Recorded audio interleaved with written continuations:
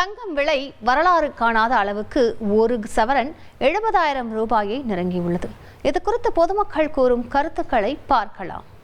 Almost இந்த 2-3 டேஸாவே அப்படிதான் வந்துட்டு இருக்கு. ஒரே நாள்லங்கிற 1000 ரூபாய் 500 ரூபான்னு எப்படி ஜாஸ்தியானாலுமே ஒரு ஸ்டேஜுக்கு மேலே இது போகக்கூடாதுங்க சார். இது கவர்மெண்ட் ஏதாவது இதுக்கு ஒரு இது எடுத்து ஒரு ஸ்டாண்டர்டு கொண்டு வரணுங்க சார். ஏன்னா இவங்க பாட்டுக்கு ஏற்றிட்டே போனாங்கன்னா ரொம்ப மிடில் கிளாஸாக அது கீழே இருக்கவங்களுக்கெல்லாம் தங்கங்கிறது ஒரு கனவாகவே போயிடும், வாங்கவே முடியாமல் போயிடும். தங்கத்தை நினச்சி பார்த்தாலே எங்களுக்கு இனிமேல் கழுத்தில் எழுதி ஏன்னா நாங்கள் மாட்டிக்கிறோம் தங்கம் அப்படின்னு சொல்லி, இல்லைன்னா பிள்ளைகளுக்கு வைக்கிற பேர் தங்கம்னு வச்சுக்கிறோம்.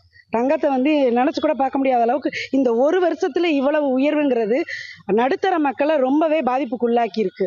நகையை அடகு வைக்கவும் முடியாமல், திருப்பவும் முடியாமல், புதுசாக எடுக்கவும் முடியாமல் நடுத்தர மக்கள் மேலும் மேலும் இன்னும் அடித்தட்டு மக்களாகவே மாறக்கூடிய சூழ்நிலையில் இன்றைய நிலை இருக்குது.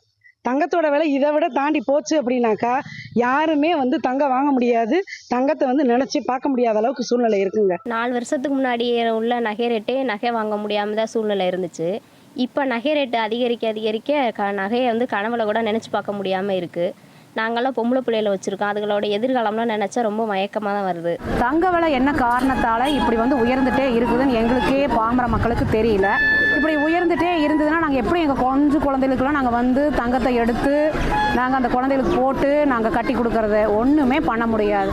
இந்த பேப்பரில் சர்க்கரைன்னு எழுதி நக்கிற மாதிரி நாங்கள் தங்கத்தை கண்ணில் தான் பார்த்துக்க வேண்டியதாக இருக்குது. அதனால் தங்க விலையை தயவு செஞ்சு கொஞ்சம் குறைச்சிங்கன்னா நாங்கள் ஏழைப்பாள மக்கள் அதை எடுத்து எங்கள் குழந்தை குஞ்சுகளுக்கு போட்டு நாங்களும் அழகு பார்ப்போம்.